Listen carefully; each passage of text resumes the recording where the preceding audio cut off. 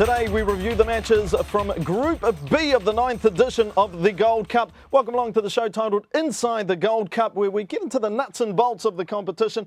With me, a right couple of nutters. Yeah, nutty indeed. Shep Messing, John Harks, two former internationals. What are we really going to do with this guy? I'm not responding to I like that. the hair, John. Just first what thing. are we going to do with this lad? John, I love the haircut. Thank you very much, son. Thank you. And hey, getting that from a Kiwi is very important. All right. Well, in the competition, gentlemen, we have seen 3 teams win it. We have seen the USA, Mexico and Canada. 2 of those sides are through. For the Canadians, Shep, a bit of a Jekyll and Hyde so far in the round robin. Well, I think I like the Canadian team still because they have some key players. Pat Onstett in goal, De Rosario, and De Guzman. So they've been schizophrenic so far in the tournament, but you never know. I'm schizophrenic and so am I. Now, no, they have been. And actually, you know, Dennis, they've been inconsistent in their play. And I think, well, Stephen Hart, and we always talked about it, which is the manager of the side, he's the interim basis. And just to bring you up to speed on that, you know, Dale Mitchell will be taking over, who's a U20 coach, after this tournament. So he has the freedom to kind of, you know, mess around with the lineup as much as he wants. Right, there's no pressure on him. But having said that, when he has tinkered with the lineup maybe a little bit too much, there has been inconsistent play. Now you're starting to see De Guzman and our boy De Rosario, or Dero, as they like to say him, really combined them very well. So, I mean, hopefully that lifts the side. I think their leadership has been very important to the side doing well. Talking about leadership, Steltari in the back. Yeah, absolutely. Fantastic player. Great experience, yeah. Well, for the USA, of course, so we've seen 2 separate teams almost take the field in 2 wins. Well, it's nice when you can afford to do that, and I think that Bob Bradley has at his disposal not just you know, 18 players. He actually has 22, 24 players that can come on the field and do a job. Not even mentioning Shep, and I think it's an important situation as well. The goalkeeping. You know, you can go in with Casey Keller, who's got loads of experience, World Cups under his belt, and you got Tim Howard as well with loads of experience. So, you know, all over the pitch, you've got players that are really fighting for positions. And when you look at the depth, and we were just talking about this, you mentioned to me, Harksey, you know, where you used to play central midfield, whatever, 4 or 5 guys are really competing for those spots. So that's good. Nobody will ever replace John Harks, but at that position, you know, really the depth, the versatility at your old position, you have Michael Bradley, you have Feilhaber, you have Ricardo Clark, you have, who am I missing?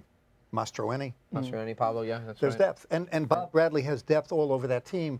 And if you talk about up front, he can play different styles because of the depth. I mean, he's got Brian Ching, he's got Twillman, he's got Donovan, he's got Eddie Johnson. So lots of depth, lots of versatility. And, you know, come to think of it, he might even be able to play a guy like Michael Parkhurst as a defensive midfielder as well. I mean, I know he plays center back up with Stevie Nicol in the Revolution, but he is the type of player who's so good with the ball at his feet, he might become a ball winner or two, if they need it. I'm just saying, if they need it. So, yeah, he has a lot at his disposal, which is very good. So the USA and, of course, Canada have made it through to the quarterfinals. Mexico, John, can I leave Mexico to you? Yeah, I just think that, Dennis, being honest here, I think Mexico, okay, they're not a horrible side, but they, again, is if you're going to say about a Jekyll and Hyde side, I mean, I think Mexico has been. There's been times where against Cuba, they looked like they were definitely not the number 20 ranked in the world national side, yet there were times where they were 10 or 15 minutes, they put together some really good you know, football in terms of flow, you know, really free-flowing football, getting forward.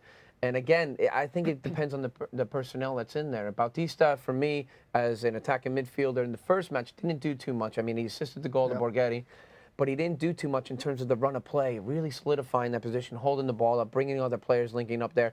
To me, I like Castillo. I think he's a very good player. I think if you can play him as a younger guy, he's got a lot to learn. I know that. He's, you know, but I just think this side isn't all that they were cracked up to be coming into this tournament, and I think that, you know, really, when you look at the técnico directo, okay, as we say in Espanol.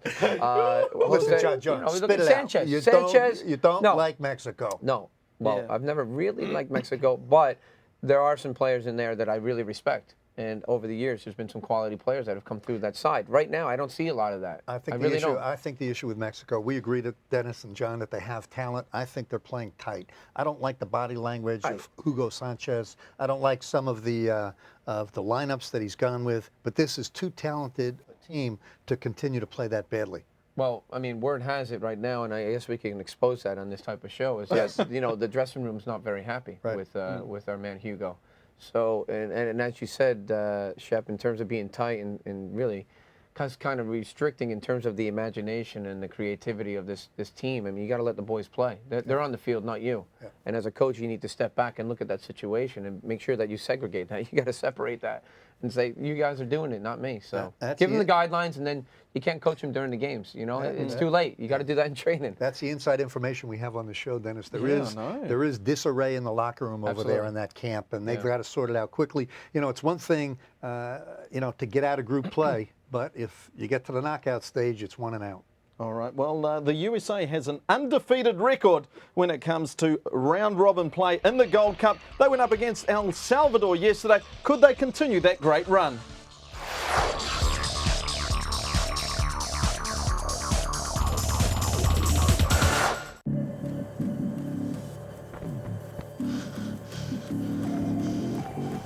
At the Gatorade Sports Science Institute, we test athletes in the lab.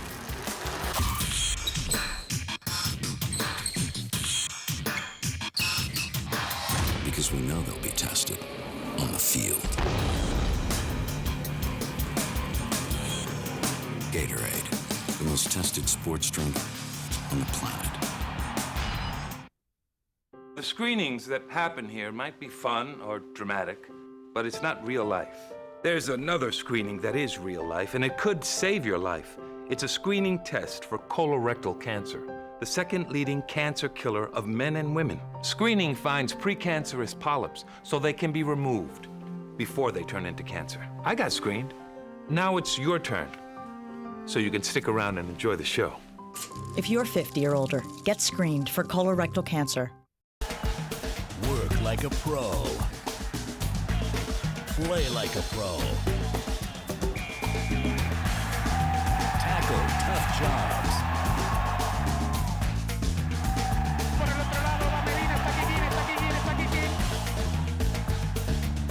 Dominate the game. Destroy the competition. Go professional. Choose Makita.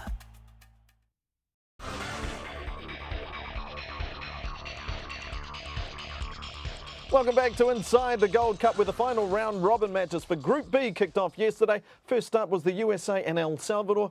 And John, what's been your impression of the USA team so far in this tournament?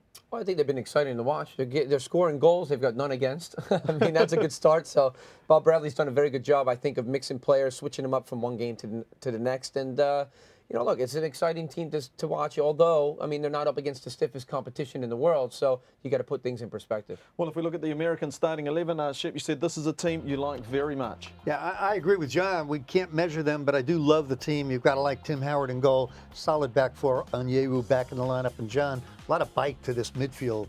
Yeah, a lot of bite with Pablo Mastroianni. He's a ball winner. I mean, basically, he's there to dish the ball off. Michael Bradley shares that responsibility a little bit as well, gives Benny Fieldhaber a little bit more time and space to go forward. And then, of course, you got the attacking fire, Dempsey, Donovan, and Beasley mixed in there. They're coming from all sides, man. You better watch out. And Shep, Onyewu back on the park after his couple of yellows in the first game. Yeah, you know, the jury for me is still out. He's got to play a little bit smarter. You know, got the red card earlier in group play, picked up a yellow in this game. So, John, that maturity not there yet. Yeah, I think so too, Shep. I mean, certainly when you see things like that, it's just about decision making, you know, and putting himself in right spots so he's not getting stuck in late tackles and knocking people over when he doesn't have to. The worst thing about it is that, you know, it's a lack of discipline, so he's got to mature a little bit on the field. Well, for El Salvador, a great opportunity for a new keeper to step up, of course, through the misfortune of injury, but Montez stepping into the goal spot. Yeah, why not? And I have no problem with him, but John, in the back, they have Pacheco, Escobar, Enriquez, Guevara.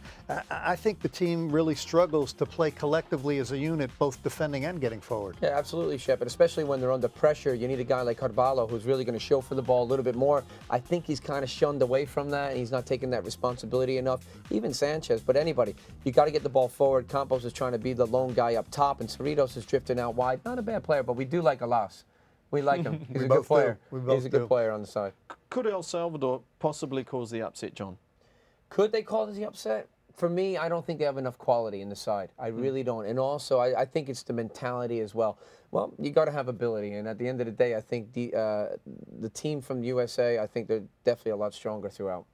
Well, the USA, as we mentioned, has had an undefeated run in group play for the history of the Gold Cup. Could they maintain that against El Salvador? Dennis, John, great performance by the U.S. team. Spector gets out wide, plays a ball in the box. Who's marking Landon Donovan? Nobody. That's a great ball in, glancing past the far post. Fantastic ball in. And again, this is a little pressure here. Now, Salvador fails to clear this out. And there's Dempsey off the post. Well, this is the goal, the first one for the U.S. And that's DeMarcus Beasley, all alone, top of the box. Nobody's marking him. Sticks it in with the right foot. Montez doesn't see it to the last second. And I'm not really sure if Beasley knew what he was doing there. Again, a side foot. It's a little bit of a soft goal, but we'll take it. I think this one needs to be better. He get his head over the ball, strike it hard and low to the back post. Yeah, this is another great ball. Landon Donovan puts it out to Feilhaber. That's a handball. Pacheco, his foot's on the line, but the hand's in the penalty area. PK, Landon Donovan's going to take it, John. Yeah, Montez here he moves too soon. He's off the line. He can't move forward, right, Shep? He can only go side to side. And this one called back, even though he gets the rebound. Yeah, because that play's dead as soon as he makes the initial save. Landon Donovan's got a chance to do it again. I think he gets a little bit lucky on this one. Puts it softly right down the center, gets the goal. Absolutely. You can tell by a reaction of a player when he finishes the penalty that he's even surprised himself that that went in. Well, the U.S. kept it up in the second half. Great ball over by Ching to Taylor Twellman. Twellman watch the good first touch, gets a little bit lucky too, nutmegs the goalkeeper. Yeah, it's not a really good finish, but it's in the back of the net, and that's what matters. Here we see Dempsey finding the opposite side. Look at there, Beasley just sitting on the doorstep. Thank you very much. Side foot, how you like it, in the back. It's all over. I know Hawksy loves that no-look first-time pass by Clint Dempsey. Absolutely. And again, Ching starting that play as well, and Shep, and you kept talking about Ching, his passing. It was very sharp this game. I'll tell you what, it was unbelievable. Go ahead, Dennis, give us the stats. The key stats, the USA winning by 4-0 over El Salvador. And John, 19 shots to El Salvador's 5. Yeah, they definitely weren't reserved in this game, the U.S. side. I mean, they really went for it. Plenty of attacking options as well. A lot of excitement on the pitch. And I think with the 4 goals there, it just shows the U.S., they took their chances. They're not afraid to take the risks and go forward. And when they do that, they're going to score goals. So you got to buy a ticket, son, if you want to win the lottery. That's exactly what they did. Now, aside from the competition, what would you say is the key difference between the USA side we saw play last night and the US team that played in Germany then? I think the Czech Republic, Italy and Ghana, if I remember right, were in their group in the World Cup in Germany. Well, for starters, I think there's a lot of different personnel out on the pitch. You know, different personalities. You know, no Claudio Reyna in the center of midfield. We talked about that. He's a captain and a leader. Thank goodness that we got him with the New York Red Bulls. You know, we were able to get that coup. But yeah, a lot of different personalities, and obviously it's a different competition as well.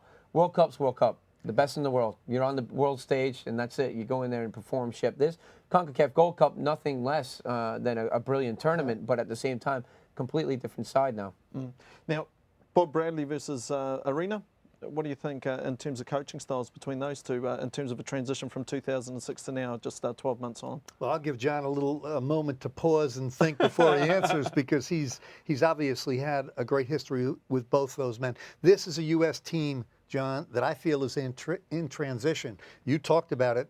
You know, really great new wave of young players that Bob Bradley's trying to integrate into the team that didn't go to Germany. Players like Michael Bradley and Feilhaber. So Bruce Arena, I think, in my opinion, unmatched in terms of a national team performance over a period of many, many years and World Cups. But now it's Bob Bradley's team, so he's going to get some new players into the lineup. Yeah, I think it's, you know, a lot of new players and new faces. I mean, you can go right down the list. You know, even in the last match, you got a Justin Mapp in there. You got a Jonathan Bornstein. You got Bob Bradley's a big fan of Jonathan Bornstein. Worked with him at Chivas USA as well last year. So, look, it's too early to tell for me. I mean, you don't sit there and you compare national team coaches when Bob Bradley's just taken over. And I think this is his 8th match. He had 5 before the Gold Cup started. Sunil Gulati making the decision as a president of the U.S. Soccer Federation to hire Bob Bradley and giving the guy his fair dues, you know. So give him time and let's see how it goes. I mean, but look, I agree with Shep. Bruce Arena, one of the most successful national team coaches of all time. And, you know, his record speaks for himself. So let's give Bob a little time here. But so far, it's a good start. I'll tell you one thing, guys, that really impressed me watching it on the telly last night is the amazing passing from the US in this, particularly in that game against El Salvador, but in the whole tournament so far. Yeah, I mean, the guys are linking up very well. And I think the good spacing between each other and the understanding of sharing the space in the field and great triangles, bang, 1 touch, 2 touch. Again, Beasley, not the best strikes on goal. And this, you know, Shep, we were talking about this, about Beasley. Yeah, Beasley, 2 years ago, he would have taken that ball, John, and continued to stay on the dribble, do it all himself. John, first time passing, it needs good runs off the ball. So Ching with a great ball gets it to Dempsey, Dempsey to Beasley. I thought terrific. Absolutely, Shep. I mean, very good point there. The runs off the ball do dictate the pass as well. If you give somebody an option, then they're going to try to find you. And I think the movement of the U.S. side has been very good. I think the players interact very well. The chemistry is great.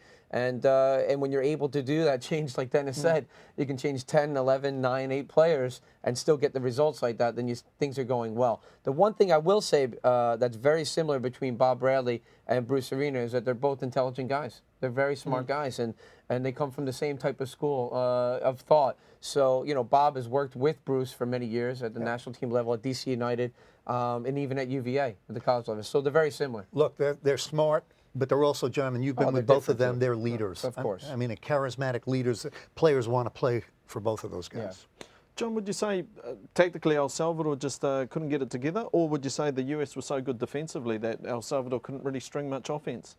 Dennis, I would say both of those, yes. Yeah. I would say yes and yes to both of those. And I would say Dennis is from New Zealand, so everything looks good in terms of Absolutely. soccer. But look at the defending by El Salvador. Oh, I mean, just you really lack a discipline. That you can't switch you off mentally in any game. It doesn't matter what level you play off and that you're playing at. And I think that El Salvador did it way too many times. And this should be a better strike on goal from Taylor Twellman as well. The U.S., I think, did not perform to its highest abilities because of the lack of good play from El Salvador. I think they actually, at times throughout that match, came down a level. Yeah. And the sharpness kind of faded a little bit. So that's something that the U.S. have got to be really stressed at, and I'm sure Bob Bradley's going to talk about that, but they got to do something a little bit better to get sharper for the next round of play. Look at high level, and we just saw that, John, in the defensive end for El Salvador. When you're in group play like this, and you're in the Gold Cup, you got to pounce on defensive giveaways. So I think El Salvador really suffered at the back. The U.S. punished them, but in the back, you've got to be safe. You got to play the ball out. El Salvador really fell apart. So the USA remain undefeated in group play in the history of the Gold Cup. When we come back, it's the second game from Group B between Guatemala and Trinidad and Tobago. But here's a little piece for your information.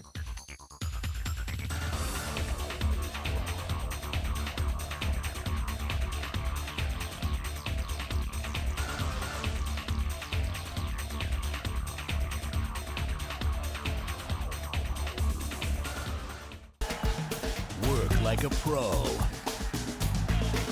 Play like a pro. Tackle tough jobs.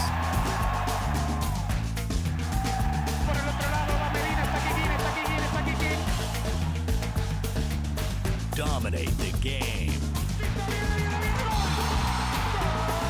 Destroy the competition. Go professional. Choose Makita. Through the Football for Hope movement, FIFA is committed to protecting children and their rights, furthering social integration, and peace and reconciliation. Football for Hope champions health promotion and anti-discrimination. FIFA is firmly committed to using football to resolve some of the most pressing social challenges of our time. Football can change the world.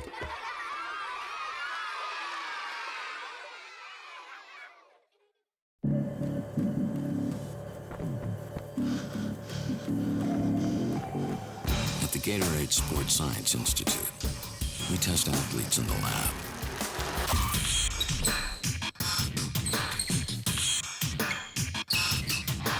Because we know they'll be tested on the field. Gatorade, the most tested sports drink on the planet.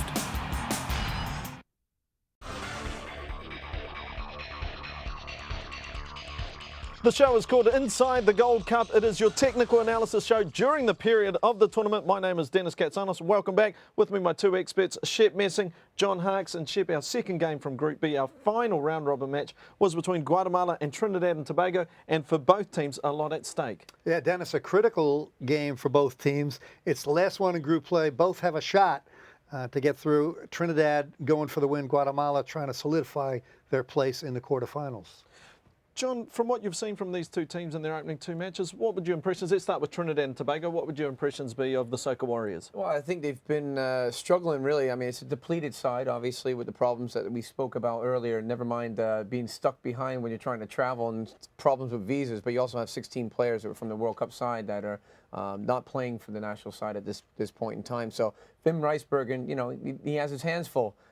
He's got to try to dig out a side that's going to make sense and play with some chemistry, but also with some experience, and that's not happening right now. So they are having a tough time. You know, on the other side, I mean, look, you know, they're a team that he's a new coach, and so he's trying to do the best he can with Trinidad and Tobago. Well, as we go through the Guatemala team list, your impressions of this Guatemalan team so far? Guatemalan team, I think they're scrappy. I think they're a very hard-fought team. They try to, you know, disrupt play as much as possible, and you know, to be fair, I'm not going to be too crucial here, but at the same time, I think they like to disrupt by fouling quite a bit throughout the match. So that's their game. They're a tough team to play against. Yeah, I agree with that. And you look at the lineup, I like Trigueño in goal. I like Carlos Ruiz. I know John thinks he's a dirty player. He's a dirty player, but I still like the guy. And I think this team from Guatemala, you look at that lineup, and I think they can pose some problems. I think they can. I think that Ruiz, and when he's on your side, Shep, and no, all kidding aside, I think Ruiz, when he's on your team, he's a very lethal weapon to have. You know, he's good at holding the ball. He shields it very well. He brings other players into the game,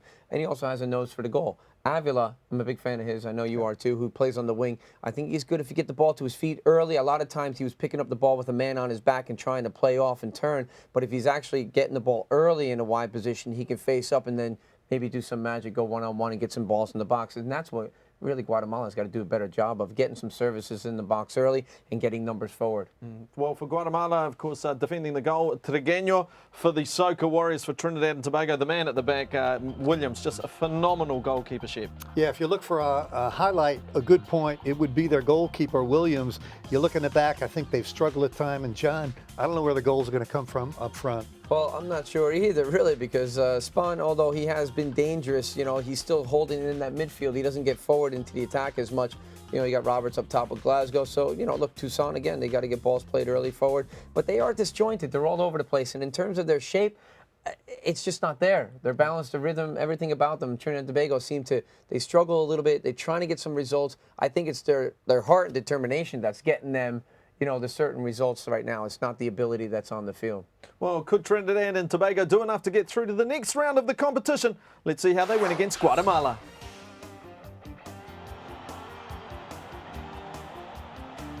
They come into the field in the first attacking play. Your favorite, John, Carlos Ruiz, goes down. He's going to take the free kick. He's done better than that. Sends it 20 yards over. Let's remember what his nickname is, Pescadito, the flopping fish, right? He's always flying down on the ground, but this one is definitely not flying on the ground. This is not an accident at all, Shep. That's a shocker. That's an early red card. Jacked with the right elbow to the throat of Serranos. Right in stoppage time, the first half. Noel, what a well-taken free kick right off the upper 90. Definitely has a keeper beaten there, and just the woodwork saved them from that.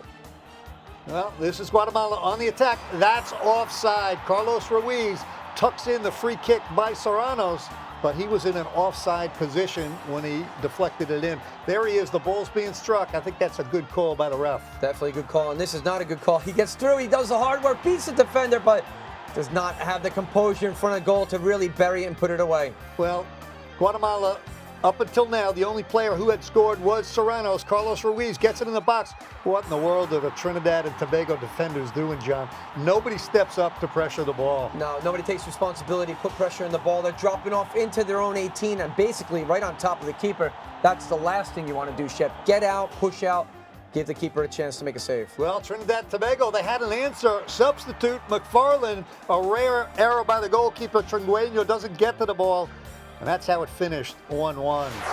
Well, statistically speaking, 1-1 was the final score between Trinidad and Tobago and El Salvador. And something you touched on, John, is Guatemala just very, very happy to continue to foul teams. I never really like to go back to the stats to prove a point, but, you know, again, 17 fouls. They seem to be a little bit of a chippy team. They're always, you know, getting stuck in late tackles here and there, a little bit of pull this shirt.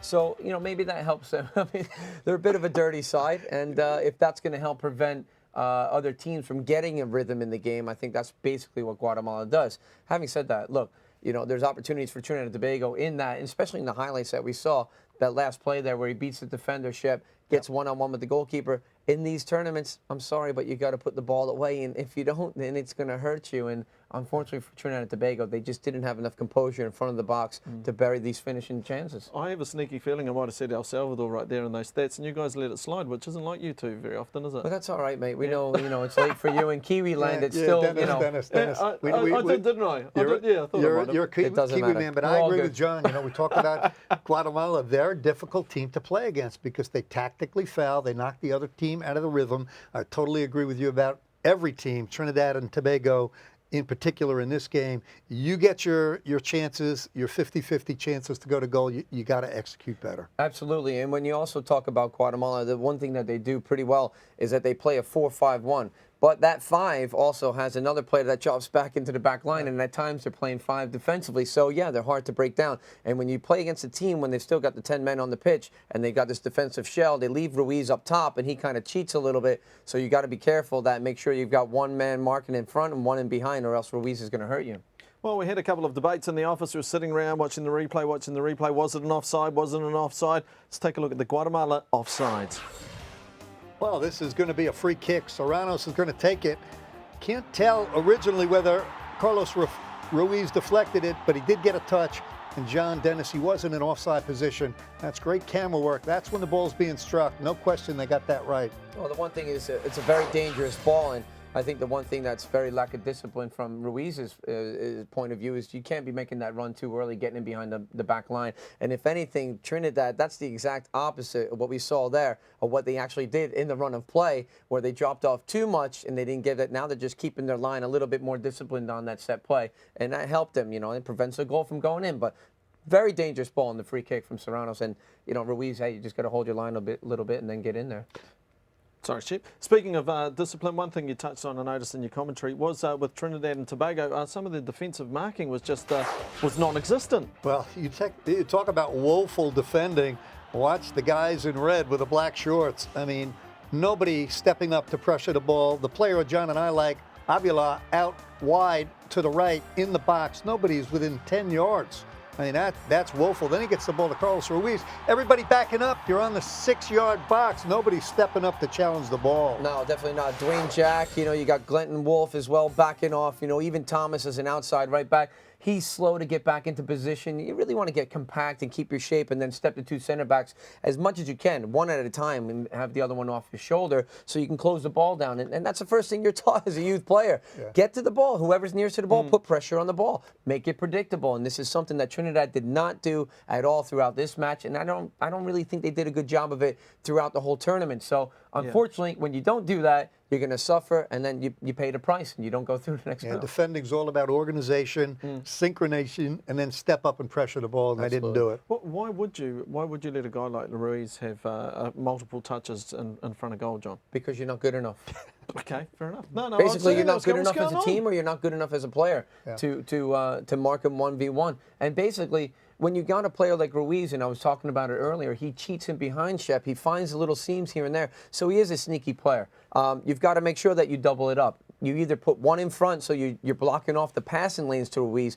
Make it a harder ball. If it's going to be served from the back or even from the midfield in a deep position, make sure it's a ball that has to be chipped over somebody. So you keep a guy in front, maybe that defensive midfielder that's blocking the passing lanes. Then you have another player in behind who's really trying to stay tight and not let him turn. Yeah, John, it's almost simpler than that because you got to know the player, and Carlos Ruiz is not a player that's going to skin you on the dribble with his speed. So you don't have to back off. You can afford to step up. Pressure Carlos Ruiz. Absolutely. And Ruiz is a little bit bigger and heavier for me than he was 3 years ago when he was scoring all the goals in Major League Soccer. And, for that type of player, I think it's a good point, Shep. He's not going to take you one-on-one. So it's not like you're going to get exposed, in a big part of the field. You can go and close him down and get tight to him. He rolls off very well.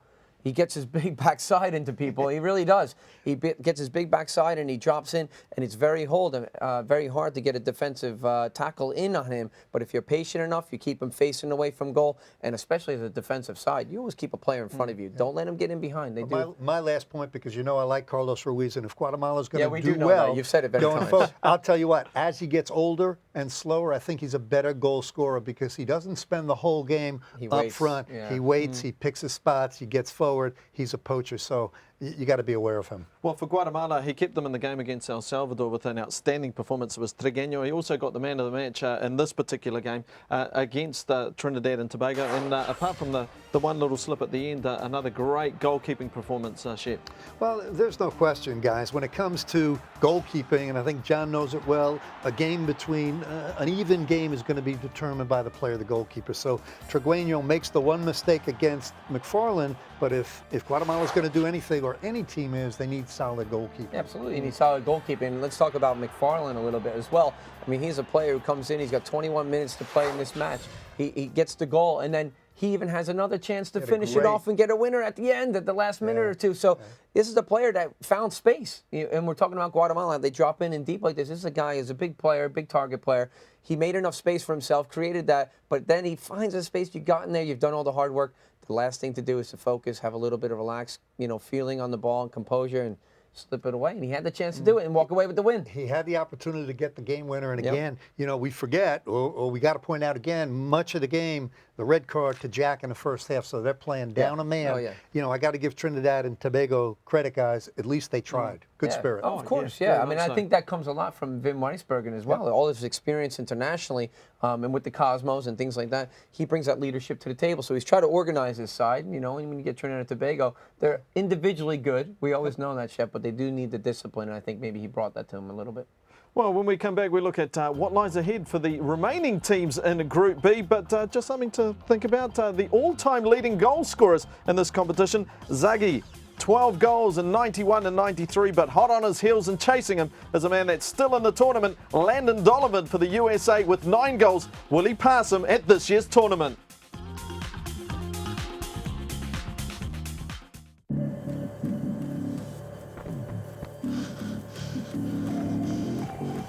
At the Gatorade Sports Science Institute, we test athletes in the lab.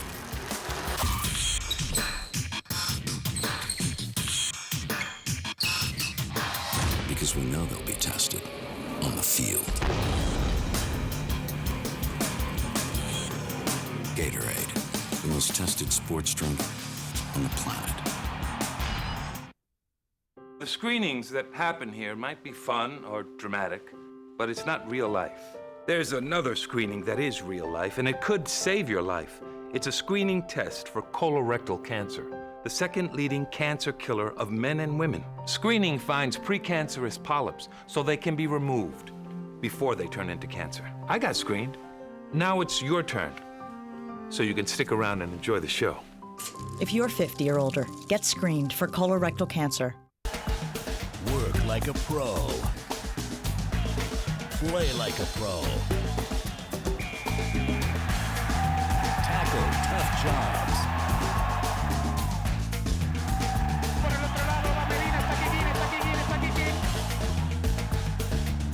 Dominate the game. Destroy the competition. Go professional. Choose Makita.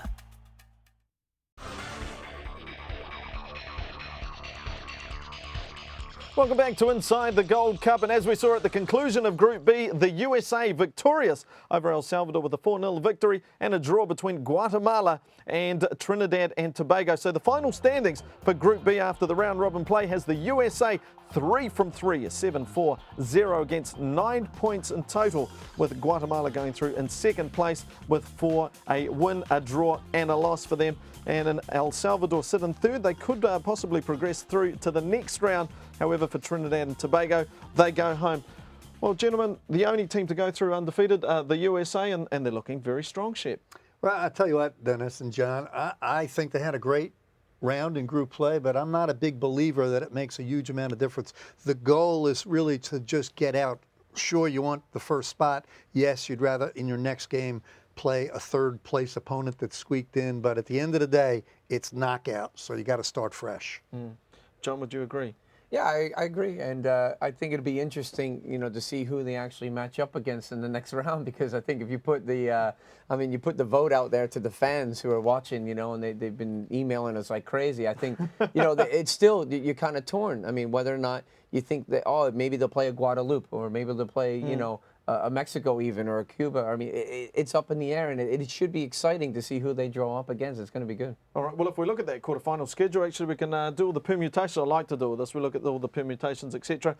For Canada, they face Guatemala in their quarterfinal. And for the USA, it's either Guadeloupe, who were third in Group A, and that's all done and dusted, or any team from Group C, which is, as you mentioned, Mexico, Cuba, Honduras, or Panama. Now, if you're the USA, who would you want to face out of all those teams? Come on, bring in Mexico. Get them on. Bring them in. Bring them on board straight away. I mean, like, you know, just to make sure that's clear, everybody knows that, you know, they're playing against the third place team. So it could be anybody. That's true. It could be anyone. You know, it'd be interesting to see Mexico. You know, it would be great. That early in the game, you know, that early in the tournament would be fantastic. Although, you know, look, like that's what I was just kind of saying beforehand. You play against a team like Guadeloupe, and you would think that the U.S. would just steamroll over them. Although, you know, Guadeloupe has had their little surprise here and there, and then they're an individual team, and they're flamboyant, and they're really kind of careless in the way they play going forward. But, you know, they can't be too careless on defense. So, look, Cuba, Panama even, you know, I think the U.S. will do well against either one of these. You know, as a coach, John, Dennis, they just want to know, right? Yeah. Because then they can scheme, they can game plan. They can't wait, the U.S. and all the teams, to know who their next matchup is. That way they can sit down and do the X's and O's and scheme and figure out how to play. They just want to get it on. Yeah, but at the same time, I agree with you, Shep, but in this particular case, I am very much a believer in this U.S. side, and what I've seen from some of the other teams is you worry about yourself first, you know, and they're in a position that they can do it. They've gone through, they're undefeated. Maybe that's not, you know, telling the full story there, because they haven't played against a tough competition. But I think they've done fairly well. So, look, bring it on. Bring it on. Let the U.S. just match up and play. Shep, I'll start with you. When you get into the knockout phase, does your mindset change as a player?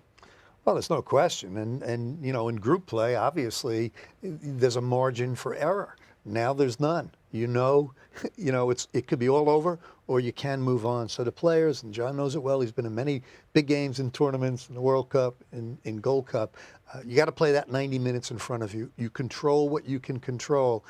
That's all you can really worry about. Yeah, absolutely, man. It's all laid out for you. You know, the stage is set, so get out and dance. You know, that's what you want to do, mate. You know, you come to play, you come into play, or you're going home with your tail between your legs. You know, and the one thing that I think the U.S. has backing them is they're playing in their host country, so you know they get some of the home support, which we've talked about earlier. Whether or not, you know, it's going to be split in the stadiums. But having said that, there's a comfort zone there. They're playing in the U.S. They're playing in the Gold Cup. They have the confidence behind them and the momentum. So carry it right through to the next round and just go out and play. Say, I'm just going to put this hat on. Say the US does end up facing Mexico in that quarterfinal, and you're nervous, and you know it's two competitive teams with a massive rivalry, and you're feeling the pressure as a player, and you've done the 3 nervous P's and everything that you do before you go out on the park. Putting your coach's hat on, John, what do you say to your players, or what is a coach? What's the best thing a coach has ever said to you to calm you down before you go out for one of those big matches? I don't know, Dennis, if there's one particular thing a coach has said to you. I think it's kind of internal in your own instincts. You've got to be able to, you know, obviously if you're an inexperienced player, it's going to be a little bit harder, you know, to really calm yourself down and play. And all players are individually different, and you need to take time to do whatever you do best. And that's, you know, I don't know if there's one coach that's really said something to me. It's just, you know, normally it's just believe in yourself and, you know, get out and play and relax. You know? That's all you can do. There's no question that the coach, he's the leader, but he does his job during the week. And the players individually, we each have our own little rituals. You want to be on edge. You want to be fired up, but you want to be calm and collected. I'd go 2 days without shaving. I knew how many cups of coffee to have before the game. So each player prepares in their own way, and then you come together as a team. Absolutely, and at the end of the day, Shep, you know, it's you know, whether it's music listening to on your iPod, or it's, you know, like you said, putting one sock on first before the other, or shin guard. All those rituals, players do go through them. I'm serious, they are. There's a lot of superstitions when it comes down to the game, and whatever worked before, let's do it again, and that routine. But the coach is there, like Shep said, to prepare you and give you the best opportunity to be successful, and then it's the rest up to the players. It was funny, John, you said iPod, and I was going to ask Shep about it, and then I went, no, I don't think they had iPods back then, did they? That's very funny. All right. When we come back, we have the privilege of talking to the president of US Soccer, Sunil Gulati, when we return on Inside the Gold Cup.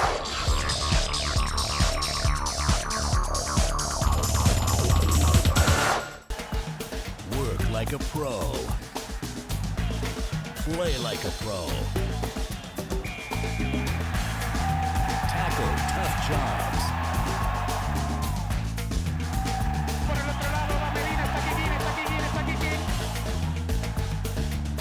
Dominate the game. Destroy the competition. Go professional. Choose Makita.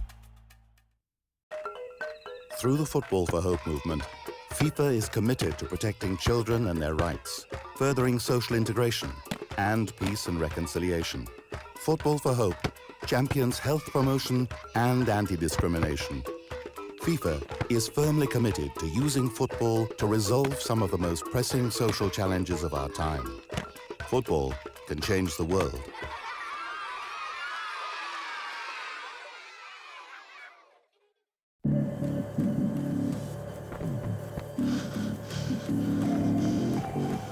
At the Gatorade Sports Science Institute, we test athletes in the lab.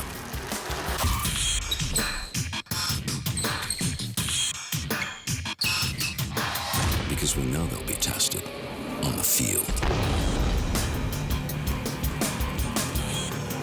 Gatorade, the most tested sports drink on the planet.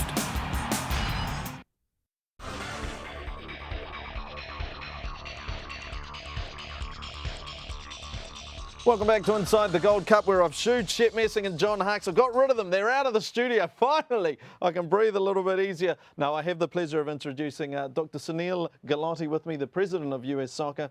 And Sunil, from what I read, not only have you been involved in football for an incredibly long time, but you've also followed the fortunes of the Gold Cup. How has it grown in your mind from 1991 to where it sits today in 2007? Well, but the only thing that hasn't changed since we started in 1991 is that the U.S. has never lost a game in group play, so that's consistent.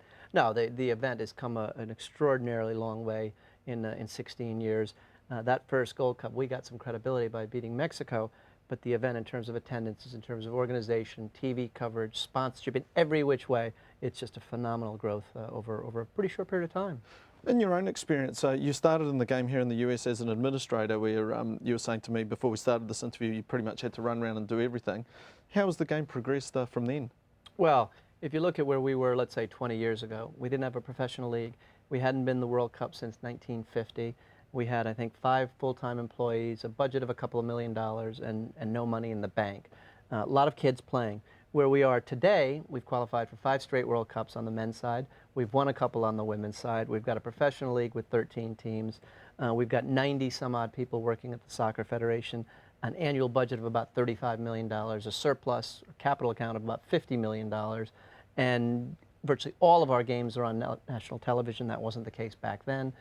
All MLS games are on television, which wasn't obviously the case when we didn't have a league. So the growth over the last 20 years, and that we're not even talking about our youth teams. Our youth teams at the national level are really almost unrivaled across the world. We haven't won any world championships there, but our under-17 team is qualified for every one. So we're pretty regular participants in all of FIFA's events at the world level. Now, for yourself personally, you've contributed very, very heavily to football here in the USA, or soccer here in the USA. In fact, Alan Rothenberg said that pretty much you could pin most of the success on your shoulders.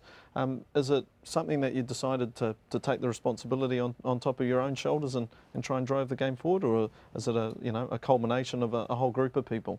Well, and thank Alan for his comments. I think they're probably a little bit exaggerated. It wasn't the plan. I got involved a long time ago with the state team in Connecticut, and that eventually grew into everything else we've been doing. But I can't say it was part of a master plan back then for my own personal involvement. There was certainly a master plan to try to see soccer succeed, and we had outlined a number of things back then: a professional league, success at the international level for our teams, the growth of the women's game. All of those things are things that were targeted a long time ago, as well as bringing the World Cup here, which we did in 1994. And the longer term part of that plan is to bring it back again. So those sorts of things we've had on the drawing board for a long time.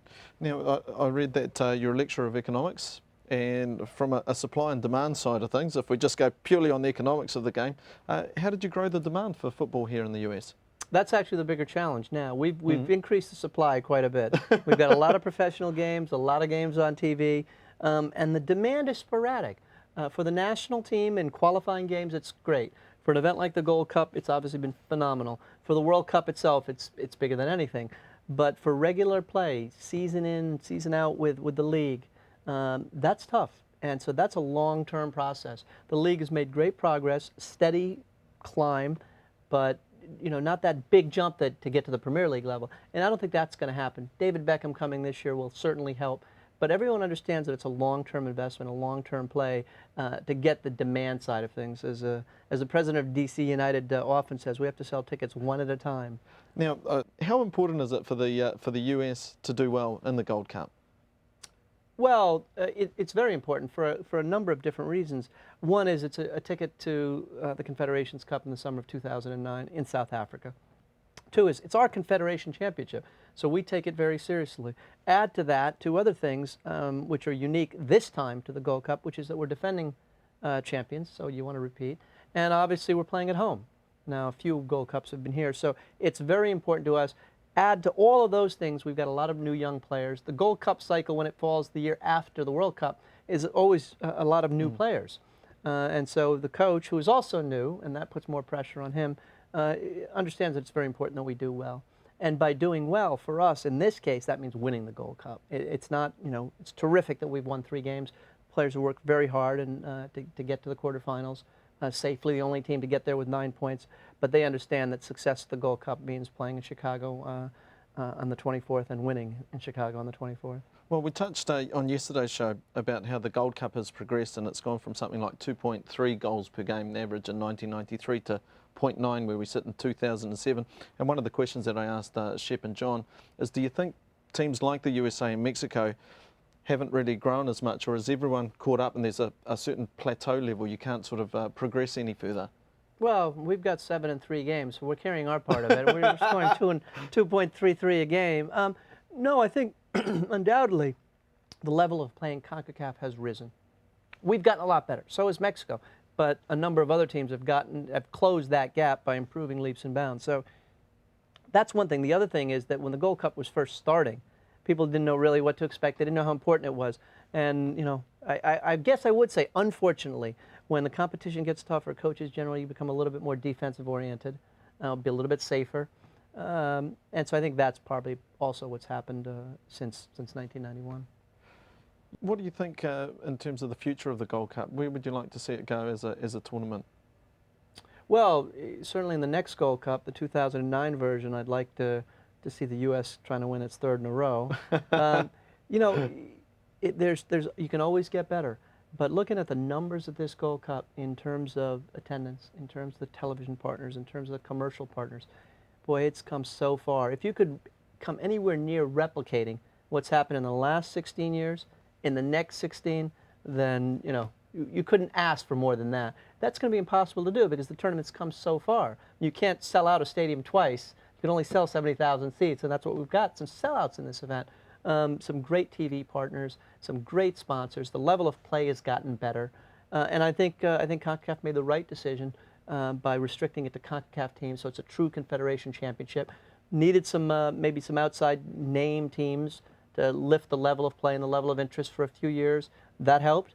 But now, as we're showing in the last couple of weeks, this thing can stand on its own, and not just stand on its own, but thrive on its own. It's been a tremendous, tremendous 10 days.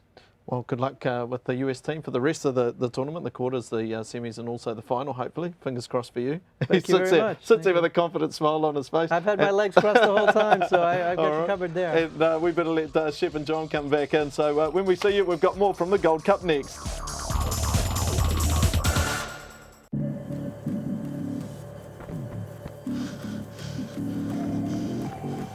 At the Gatorade Sports Science Institute, we test athletes in the lab.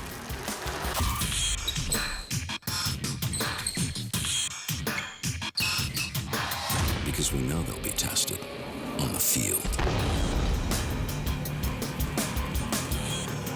Gatorade, the most tested sports drink on the planet. The screenings that happen here might be fun or dramatic, but it's not real life. There's another screening that is real life, and it could save your life. It's a screening test for colorectal cancer, the 2nd leading cancer killer of men and women. Screening finds precancerous polyps so they can be removed. before they turn into cancer. I got screened. Now it's your turn. So you can stick around and enjoy the show. If you're 50 or older, get screened for colorectal cancer. Work like a pro. Play like a pro. Tackle tough jobs.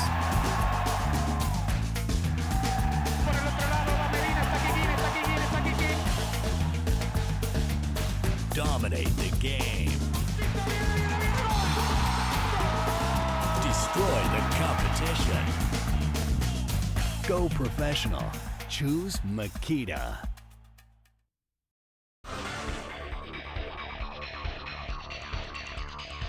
If you were looking for technical analysis of the Gold Cup, you've come to the right place, my friend. This is Inside the Gold Cup. Shep Messing, John Harkes. We just talked with the president of US Soccer, Sunil Gulati. Very, very nice. Cup of tea, son? You Cup all of right? tea, yeah, no. We got the goofy Kiwi back. That's good. That's good. No, well, look, I had the pleasure of chatting with Sunil. Now, one thing that I asked him was about Alan Rothenberg said that he was the best thing that ever happened to soccer in the USA. John, actually, I'll start with you. Would you agree or disagree? Well, I would think Billy Gonzalez was one of the best things that ever happened to the USA in soccer in terms of old players. But yes, I think Sunil's been a very important figurehead in the U.S. And I think from where he's coming, I've known Sunil for a very long period of time. He's only gone from strength to strength. He's a very smart individual. He knows the game in this country. He's grown up with his Shep. He's made some seriously very important decisions as well in the direction of the game in this country. And he's helped solidify a lot of different relationships that maybe weren't present 10 years ago, which they are now today, that helps expose the game in this country. So yes, as a federation president, he's doing very well. He's done well to get there. Yeah, I'll jump in and say we've both known Sunil for a long time, and he is the greatest thing that's happened at the federation level in this country. He was a lousy player, but forget his playing. Sunil came along at the right time in the right place to lead the federation. He's very smart. He's passionate. He's got integrity. He's got a global view of the game. He knows what to do really at multi-levels in terms of the game, the growth of the game in this country. And you know, he came here, and it's a great time, and we want to see where he will take U.S. soccer in the next 10 years. Absolutely. Well, another thing that he mentioned to me is, I said to him, because he's a lecturer in economics, I said to him, look, from supply and demand perspective, how do you think that all this demand has been created for football here in the United States? And he actually said to me, well, look, we're the other way. We've got an oversupply, and we're trying to get more people to the games because we never had the MLS on television. We never had so many games. How do you think we could drive more people to go and actually participate in the games in the sport to grow it even further, Shep? Well, I think it's all going in the right direction, and I think we could pick any point in time from the World Cup coming here in '94 to the start of Major League Soccer to the global TV product that now is inundating the country. So at every step of the way, youth development, I know John always talks about that. That's an integral part of the game. And now in terms of bringing fans to the stadiums for Major League Soccer, that's a multifaceted approach. I mean, you've got to put a quality team on the field, number one. You've got to market it right. The whole experience has to be good. But as Sunil said, I think, John, I mean, it's a great time for soccer in this country. He's probably the right guy in the right job to help maximize. Yeah, timing is everything, you know, and he's really come into a good situation here. At the same time, he's got his hands full with building this game and taking it to the next level. And, you know, there's a lot of things that are in place now that weren't previously, and obviously, like we talked about with the television situation, the more exposure of the game itself. And, you know, look, that's the next challenge. It's always been like, how do we get more bums in the seats? There's so many people who play and participate in soccer at the youth levels and throughout, even in the adult leagues in America. Yet, they're fans of the game, but they still, because it's such a melting pot in this country, they'll be supporting their club that they grew up with, you know, back in their home country, but they won't come to the locals. So you talk about the participation, and Yeah. I know it's your favorite part of the show because we get inundated with emails. Right. Oh, yeah. And they're usually asking about Harkes's career, and they throw me in as an aside. But no, that's not true. That's Well, not true. well, They say, no, how's it's the true, 'cause- legend Shep, John? How's it feel to sit next to him? I'll tell you what, that always starts with Dear John and Shep. And it is. It's There you another go. Dear John and Shep letter. And this is from Daniel Hudson from a place called Kalamazoo in Michigan. What's it like playing against teammates from your national team? One day you're embracing and rooting for them on the international stage, and the next day they could be your club team's sworn enemy. It must be a strange feeling. Who wants to tackle that first?